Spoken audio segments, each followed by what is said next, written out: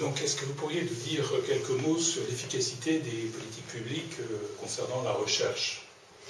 Alors, pour faire simple, si vous voulez, depuis l'année 2004 et le premier mouvement sur la recherche publique en France et les aides à la recherche privée ont suivi un certain nombre de réformes qui avaient toutes pour but et objectif avoué et revendiqué par les gouvernements successifs d'augmenter la compétitivité de la recherche française, d'augmenter son efficacité et dans le paysage mondial de la recherche, et si bien que l'OCDE, dans son dernier rapport sur le système français de recherche et d'innovation, parle de politique de champion menée par la France pour arriver à faire sortir la France d'un état qui était considéré comme critique.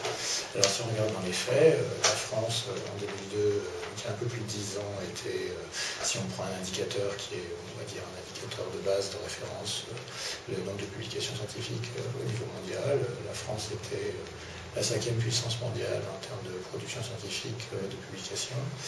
10 ans plus tard, en 2012, on a eu la loi responsabilité des universités, on a eu la création de l'ANR, l'Agence nationale de la recherche, on a eu les premiers plans d'investissement d'avenir, PIA. Eh bien, la France est 6e, donc la politique de champion a tellement bien marché qu'on a perdu une place. Et la question, c'est pourquoi. Et quand on regarde pourquoi, on se rend compte qu'en fait, les publications d'un pays, donc la productivité scientifique d'un pays, sont entièrement contrôlées par l'investissement financier que consent l'État à sa recherche. Or, en euro constant, cet investissement il a stagné. Là où, par exemple, comme le disait Patrick Lemaire il y a quelques instants, pour des pays émergents comme la Chine, la Corée ou la Turquie, il a été multiplié par 3 en 10 ans. Et donc, on se retrouve dans une situation dans laquelle des tas de modifications politiques n'ont abouti à absolument aucune conséquence en termes de visibilité et de résultats de la recherche dans le domaine mondial. C'est-à-dire qu'aujourd'hui, on constate que toutes les lois qui ont été faites, tous les changements qui ont été faits, qui ont été imposés pour beaucoup d'entre la communauté scientifique, n'ont finalement aucun effet, ne produisent absolument aucun effet. Pourquoi? Parce que fondamentalement, l'État n'a absolument pas augmenté son investissement en recherche, qui est la condition sine qua non d'une amélioration de la recherche française en paysage mondial.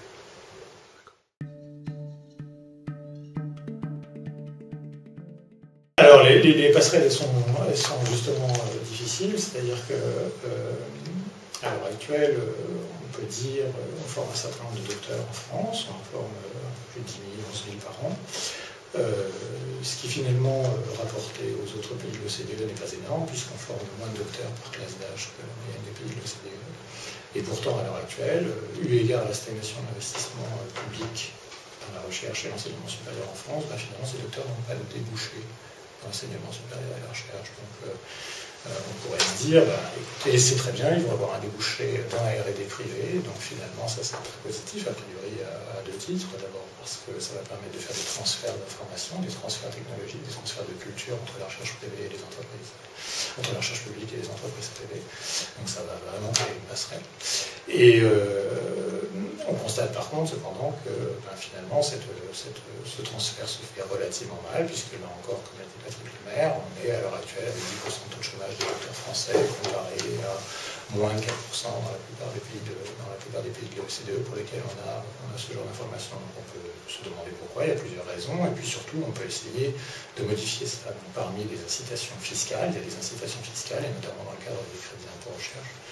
L'État a créé une incitation fiscale pour favoriser le recrutement de docteurs dans les entreprises privées, une incitation fiscale qui est très généreuse, puisque si vous engagez sur un premier emploi un docteur dans une entreprise privée, l'entreprise va toucher 140% de son salaire. Or, qu'est-ce qu'on constate? Eh bien, ça fait maintenant plusieurs années que cette disposition existe. Quand on interroge les grandes entreprises, on constate que malheureusement 80% des PME et 2 tiers des grandes entreprises disent qu'elles ne donnent pas suite à cette incitation fiscale. Ça veut dire qu'a priori, elles n'utilisent pas cette incitation fiscale, est inefficace dans le recrutement des docteurs. Et de façon plus générale, le problème avec le crédit d'impôt recherche, c'est que ce crédit d'impôt recherche a été créé et a été énormément augmenté à partir de 2008, quand sa façon d'attribuer est passée d'un... Avant, à l'origine, on attribuait le crédit d'impôt recherche en fonction de l'accroissement de la R&D des entreprises d'une année sur l'autre.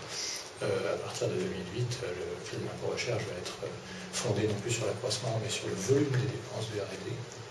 Donc évidemment, ça va faire exploser la créance, c'est-à-dire que les entreprises vont déclarer, en déclarant des volumes de dépenses, vont toucher, ou en tout cas vont pouvoir bénéficier d'un crédit d'impôt beaucoup plus important. Et une des grandes raisons qui a poussé à ça, c'était de dire qu'en favorisant le développement de la R&D, on favoriserait l'emploi, puisque c'est quand même le problème fondamental. Et donc on favoriserait le recrutement de l'emploi de chercheurs et de personnel de soutien dans la R&D. Malheureusement, quand on regarde les courbes d'emploi de la R&D du secteur privé avec la créance de crédit d'impôt recherche, on se rend compte qu'il n'y a absolument aucune corrélation entre les emplois nouveaux créés chaque année dans la R&D, que ce soit des chercheurs et des personnels de soutien, et la créance du crédit d'impôt. Donc fondamentalement, là encore, on a affaire à une mesure qui se révèle totalement inefficace dans son objectif, à savoir de favoriser la création d'emplois et la croissance de l'emploi dans la R&D des entreprises, et de favoriser les transferts publics-privés.